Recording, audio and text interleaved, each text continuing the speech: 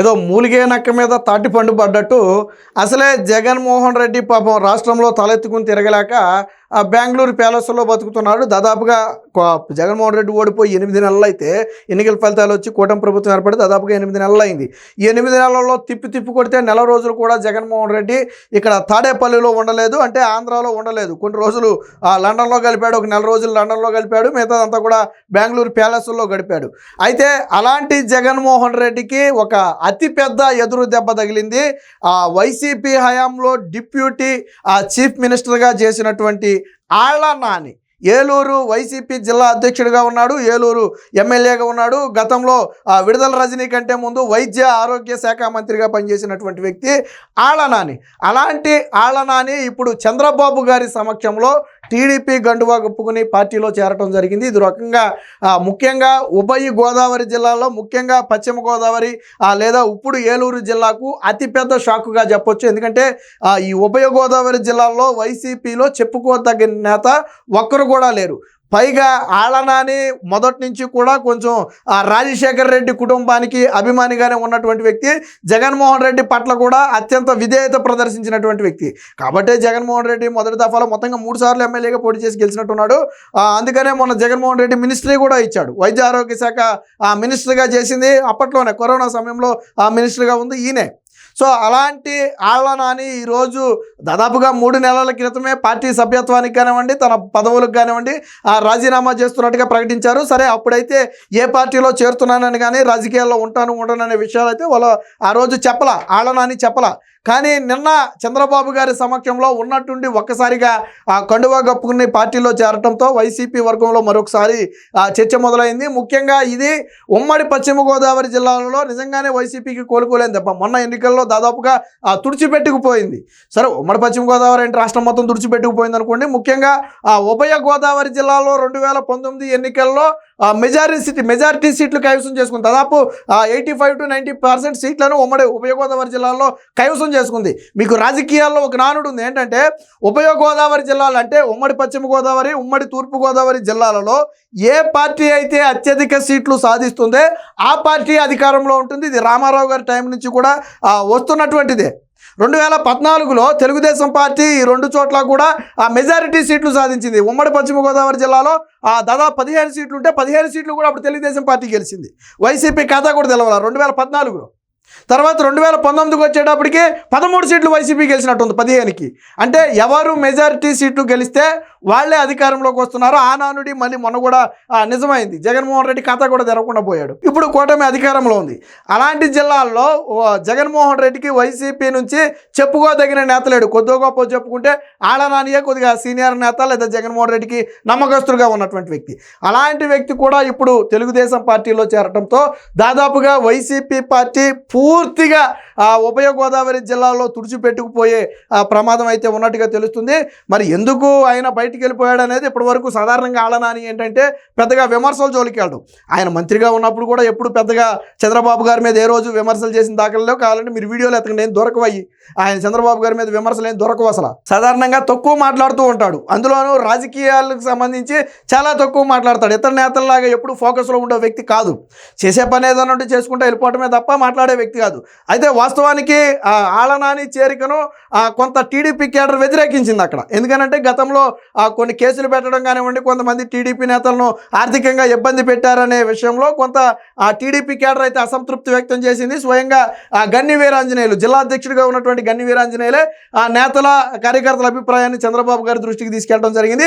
Final decision Chandrababu గారికే వదిలేశారు. చంద్రబాబు గారు ఏ నిర్ణయం తీసుకున్నా మేము దానికి కట్టుబడి ఉంటామని చెప్పారు. అంతిమంగా చంద్రబాబు గారు ఆలోచించి పార్టీలో జాయిన్ చేసుకోవడానికి ఆమోదం తెలిపినట్టుగా ఉన్నారు. నిన్న గన్ని వీరాంజనేయులు జిల్లా అధ్యక్షుడితో పాటు ఏలూరు ఎమ్మెల్యే బడేటితో పాటు మంత్రి కొలుసు పార్థసారథి, అలాగే రాష్ట్ర అధ్యక్షుడిగా ఉన్నటువంటి పల్లా, వీరందరి సమక్షంలో ఉండవల్లిలో చంద్రబాబు గారి నివాసంలోనే పార్టీ కండువా కప్పుకుని అయితే తెలుగుదేశం పార్టీలో అయితే చేరడం జరిగింది.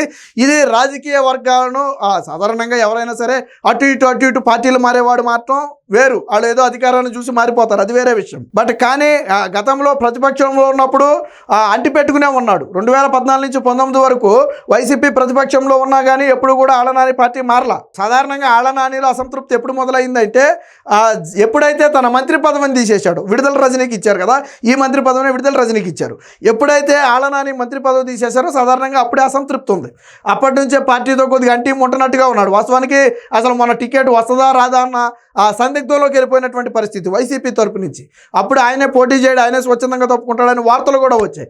సరే, ఏది ఏమైనా పోటీ చేయడం, ఓడిపోవడం రాజకీయాల్లో అవన్నీ సహజం అనుకోండి. కాకపోతే పార్టీ ఓడిపోయిన దాదాపు 4-5 నెలల తర్వాత అయితే వైసీపీ పార్టీకి రాజీనామా చేస్తున్నట్టుగా ప్రకటించారు. ఇప్పటివరకు అయితే జగన్మోహన్ రెడ్డి మీద బహిరంగ విమర్శలు అయితే ఏం చేయలే.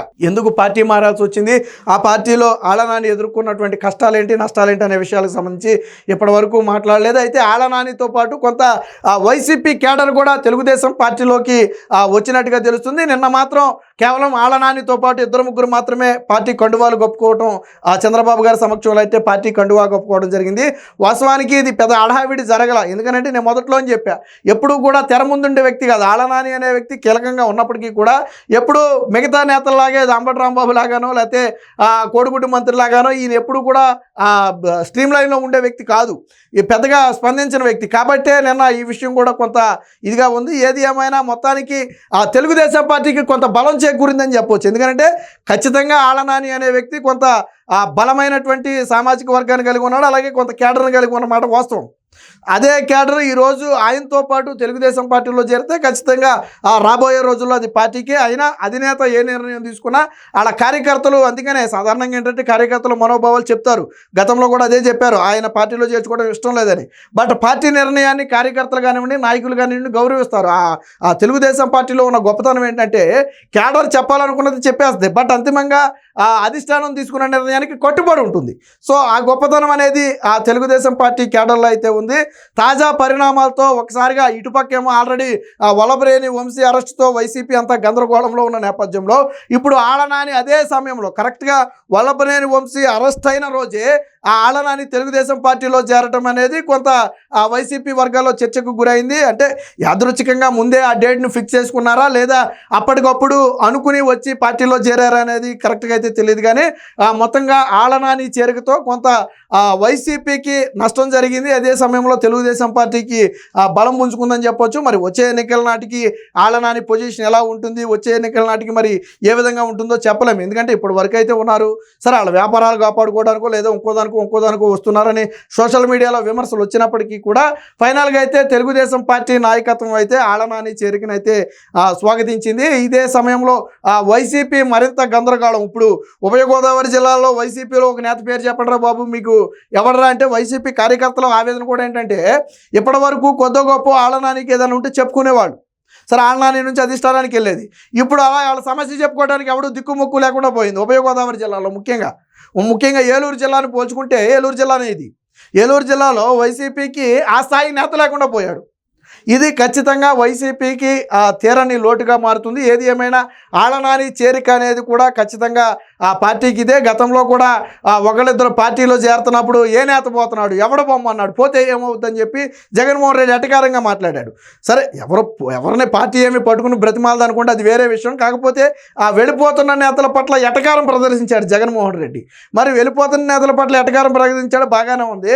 మరి నిన్న వల్లభనేని వంశీ అరెస్ట్ అయితే ఎందుకు వల్లభనేని వంశీకి అండగా నిలబడలేదు అంటే ఇటు వెళ్ళిపోయే వాళ్ళంటే లెక్కలేదు, ఉన్నవాళ్ళు అరెస్ట్ అయితే పట్టించుకోడు. అసలు జగన్మోహన్ రెడ్డి భవిష్యత్తులో పార్టీని ఏం చేయాలనుకుంటున్నాడు నాకైతే అర్థం కాల.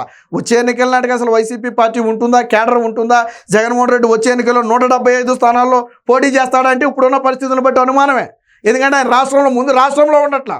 నువ్వు రాష్ట్రంలో ఉంటే ఏదో ఒకటి చేయొచ్చు, నువ్వు వెళ్ళిపోయి బెంగళూరు ప్యాలెస్లో దక్కుంటే నువ్వేం చేస్తావు? పార్ట్ టైం పొలిటీషియన్ అయిపోయాడు జగన్మోహన్ రెడ్డి. వెళ్ళేటప్పుడు వచ్చేటప్పుడు గన్నవరం విమానాశ్రయంలో కనపడతారు అంతే. తాడేపల్లికి ఎప్పుడు వెళ్తున్నాడో తెలియదు, అక్కడి నుంచి బెంగళూరు ఎప్పుడు వెళ్తున్నాడో తెలియదు. ఏదేమైనా మొత్తంగా ఆళ్లనాని చేరిక అనేది ఖచ్చితంగా వైసీపీ పార్టీకి ఉభయ గోదావరి జిల్లాలో కోలుకోలేని దెబ్బని చెప్పొచ్చు.